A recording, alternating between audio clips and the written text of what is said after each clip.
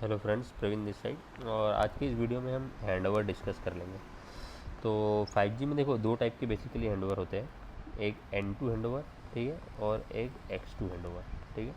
ये दो इंपॉर्टेंट हैंडओवर्स रहते हैं, और भी हैंडओवर्स रहते हैं, मैं आगे वाले पार्ट में डिस्कस करूँगा कि 5G में और कौन से हैंडओवर्स होते हैं।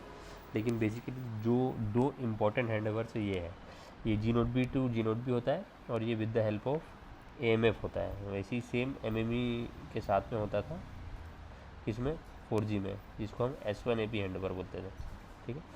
तो चलो इसको आगे बढ़ाते हैं। सबसे पहले 5G का डिस्कस करते हैं आज, और हैंडओवर के बारे में डिस्कस करते हैं। तो हम स्टैंड एलोन की बात करेंगे यहाँ पे, ठीक है, और इंटर जी नोट बी हैंडओवर आज हम कवर करेंगे।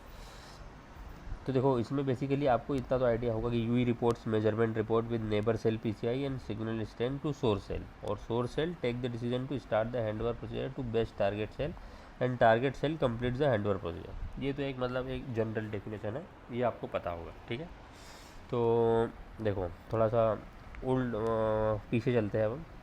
सो LT में क्या होता था, we use have different types of intra system. So LT to LT जो रहता था, उसमें हैंडओवर जो होते थे वो X2 बेस्ड हैंडओवर होता था और S1 बेस्ड हैंडओवर होता था, ठीक है। X2 इंटरफेस लिंक रहती थी E node B to E node B, और S1 with the help of MME होता था। और इंटर फ्रिक्वेंसी होता है, फिर इंटर फ्रिक्वेंसी होता है, और इंटर सेक्टर हैंडओवर्स होता है, ठीक है, और इंटर रेट भी होता है, यहाँ पे लिखा नहीं है, मतलब 4G से 3G में या 4G से 2G में। So similarly specification has defined different intra system. 5G से NR 5G NR के बीच में इंट्रा होगा, ठीक है, और एक्शन बेस्ड हैंडओवर होगा इसमें, ठीक है। E node G node B to G node B action based handover होगा, और N2 to NGAP based handover होगा, जिसमें AMF हैंडओवर करेगा with the help of G node B and AMF, और intra and inter frequency handovers दोनों इसमें भी रहेंगे, ठीक है। तो ये वाले पोस्ट में हम जी नोट बी का N2 हैंडओवर समझेंगे। N2 और प्रोटोकॉल कौन सा यूज़ होता है, NGAP प्रोटोकॉल यूज़ होगा, ठीक, क्योंकि AMF आ गया तो NGAP, क्योंकि हम N2 हैंडओवर समझने वाले हैं। So when the UE moves from the one G node B to another G node B without relocating the AMF and GPF। अब इसको ऐसे समझो कि आपके पास इसका डायग्राम, चलो आगे है देखते हैं। तो AMF सेम है, ठीक है, दोनों जी नोट बी के लिए, ये सोर्स है और ये टारगेट है, ठीक है। लेकिन इन दोनों के बीच में जो लिंक है, वो लिंक से हम हैंडओवर नहीं कर रहे हैं, हम with the help of AMF handover कर रहे हैं, ठीक है। सो की पॉइंटर्स क्या हो सकते हैं N2 handover. So 5G N2 handover is similar to S1 handover in 4G, जो MME से होता था, ठीक है। अब N2 handover does not depend on availability of action interface, जैसे मैंने आपको बताया यहाँ पे, ठीक है। If 2G node be having XN interface, still does go for N2 handover given that XN handover is not permitted within configuration, ठीक है। चलो ये मान लेते हैं कि ये दोनों सोर्स और टारगेट XN इंटरफेस सपोर्ट करते हैं, लेकिन हमको UE में RRC रिकॉन्फ़िगरेशन में हमको इसकी कॉन्फ़िगरेशन ही नहीं दी गई, ठीक है, इसलिए हम N2 हैंडओवर करेंगे। So this type of handover can applicable for intra AMF mobility or inter AMF modality. Source and target जो भी can be connected to same AMF और different AMF। अब यहाँ पे ये समझिए कि यहाँ पे और एक AMF है, ठीक है, ये AMF इससे कनेक्टेड है, ठीक है। तो और ये टारगेट इससे कनेक्टेड है। अब सोर्स को टारगेट से हैंडओवर कराना है, सेम AMF से भी हो सकता है और डिफरेंट AMF से भी हो सकता है। अगर डिफरेंट AMF दोनों अलग अलग AMF से अगर कनेक्ट रहे दोनों जी नोड भी, तो भी हम हैंडओवर कर सकते हैं, ठीक है। सो देखो N2 handover can be inter frequency handover और इंटर फ्रिक्वेंसी दोनों हो सकते हैं, ठीक है। Source and target G node भी can be connected to different UPS, ठीक है, टू डिफरेंट UPF और सेम UPF भी हम कर सकते हैं, कोई प्रॉब्लम नहीं है उसमें। Re registration is required after successful handover if the source G node B and target G node B belongs to different tracking area code. इसमें क्या बोला गया है, री रजिस्ट्रेशन रिक्वायर्ड रहेगा आफ्टर सक्सेसफुल हैंडओवर के बाद में। Source G node B and target G node B belong to different tracking area code है, तो N2 और NGAP handover take more time than XN handover as 5G code is involve all signalling only. So N2 handover can support direct data forwarding और indirect data forwarding, ठीक है, support करता है N2 handover में। अभी हम आगे देखेंगे ये कैसे होता है। और XN हैंडओवर में 5G कोर इन्वॉल्व रहता है, ठीक है। और N2 जो हैंडओवर रहता है इसकी जो लेटेंसी ज़्यादा रहती है, जैसे कि N2 NGAP हैंडओवर रहता है ना, क्योंकि AMF के थ्रू होता है ना, इसमें कोर नेटवर्क इन्वॉल्व रहता है, इसलिए जो उसकी लेटेंसी रहती है वो बढ़ जाती है, मतलब हैंडओवर करने का जो वो टाइमिंग रहता है वो बढ़ जाता है। तो अब ये फिगर देखो, ये हमारा यूई है, ये हमारा फर्स्ट जी नोड भी है, ये हमारा सेकंड जी नोड भी है। अब यहाँ देखो, इसकी PCI 22 है, इसकी PCI 21 है, इसका ARFCN 12550 है, इसका 12550 है, सेम RFCN है। CGI एनीवे डिफरेंट रहेगा, सेल ग्लोबल आइडेंटिटी दोनों का डिफरेंट है, ये सेल 1 है, ये सेल 2 है, ठीक। अब ये देखो यहाँ पे सोर्स जी नोड भी 1 है, ठीक है, और ये टारगेट जी नोड भी 2 है, ठीक है। अब ये इसका जो AMF है ये सेम कनेक्टेड है। अब ये तो स्प्लिट है यहाँ, डिस्ट्रीब्यूटिव यूनिट और सेंट्रलाइज यूनिट, ये तो डिस्ट्रीब्यूट है, लेकिन दोनों सेंट्रलाइज यूनिट के बाद में ये चीज़ AMF एक ही AMF से जुड़ी है, ठीक है, और जो UPF है वो भी एक ही UPF से जुड़ा है।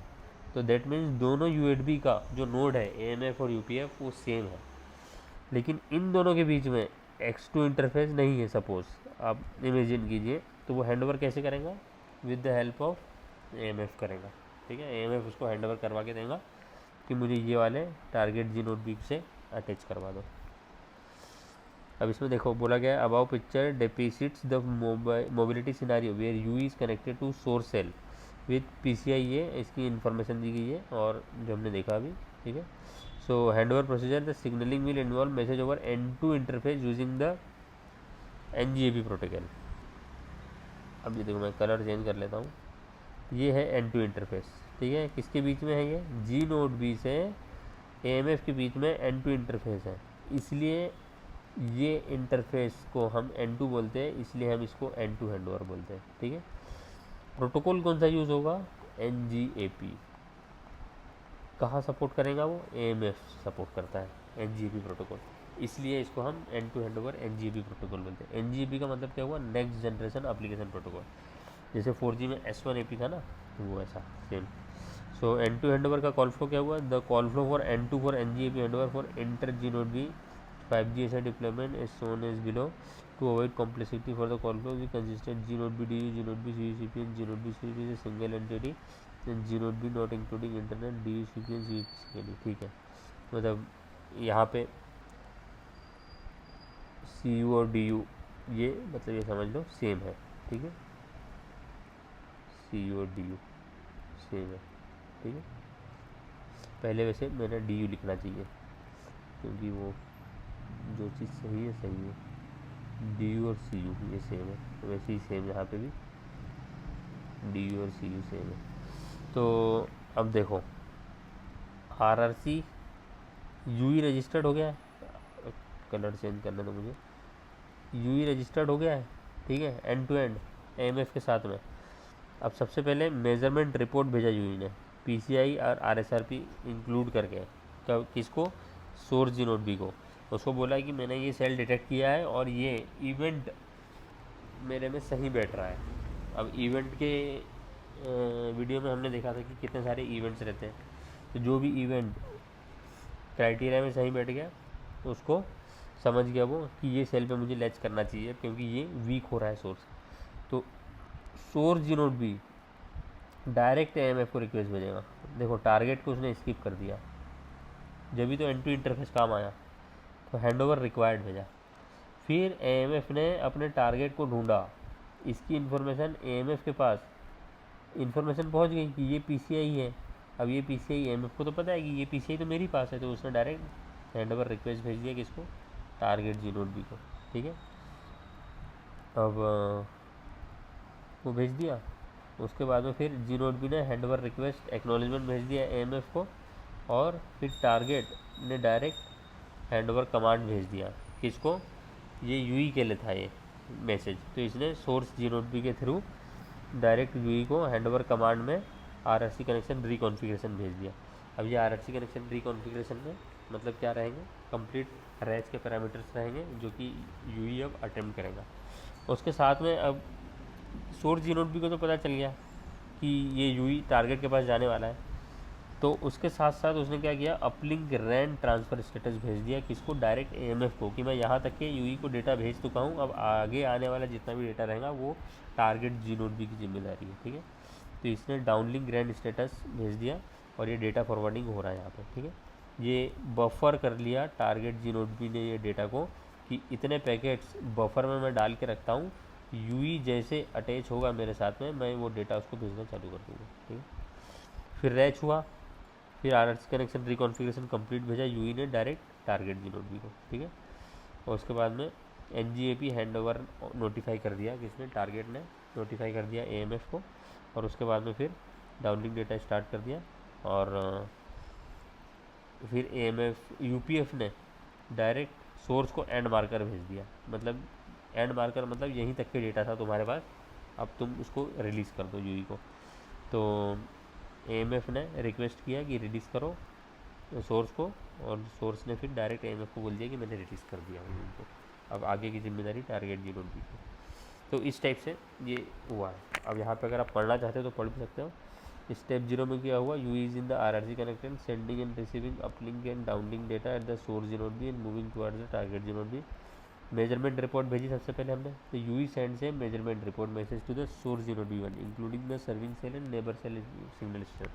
तो देखो दोनों का भेजा है, सर्विंग सेल आईडी 22 जिसमें पीसीआई 21 और यहाँ पे थी 22, दोनों की इन्फॉर्मेशन भेजी। फिर क्या हुआ, बेस्ड मेजरमेंट रिपोर्ट के हिसाब से and other information cell load and taking into account UE mobility restrictions and radio capability the source G node B decided to hand over the UE and select the target G node B for hand over, ठीक है। Step 2 में फिर क्या भेजा था, hand over required भेजा था। ये हैंड ओवर रिक्वायर्ड किसने भेजा था, एएमएफ ने भेजा था, किसको, टारगेट को। So based on source GNOD handover decision in trigger and end to handover sends an end to handover required message to AMF. The message contains the UE RAN NGAP ID, AMF NGAP ID, target GNOD ID, handover type, ये सब details अब इस message में आई जो कि यहाँ पे आप नीचे देख सकते हो। हैंडओवर रिक्वायर्ड में ये AMF UE NGAP ID, RAN UE NGAP, handover type intra वाला है, cause, target cell, direct forwarding, PDU session की बात, और source to target transparent container. तो ये सब चीज़ें हमको किस में मिल गई, ये हैंडओवर रिक्वायर्ड वाले लॉग्स में मिल गई हमको। उसके बाद में स्टेप 3 हैंडओवर रिक्वेस्ट हुआ। तो हैंडओवर रिक्वेस्ट में once the AMF receives the handover required it identified the target G node B from it and send handover request including UE security context, UE capabilities, PDU session information, source to target transparent container GUAMI, ये information complete हमें handover request में आ गई। Sorry हमने ये यहाँ पे गलत बोल दिया था ना, हैंडओवर रिक्वायर्ड, तो हैंडओवर रिक्वायर्ड स्टेप 2 प्रोसेस है ना, तो हैंडओवर रिक्वायर्ड सोर्स जीनोड भी भेजेगा ना डायरेक्ट एएमएफ को, ठीक है। शायद मैंने यहाँ गलत बोल दिया था, सोर्स जीनोड भी भेजेगा एएमएफ को, हैंडओवर रिक्वायर्ड। स्टेप 2 हो गया, स्टेप 3 भी हो गया। स्टेप 4 में क्या था, फिर एक्नॉलेजमेंट आया हमको, ठीक है।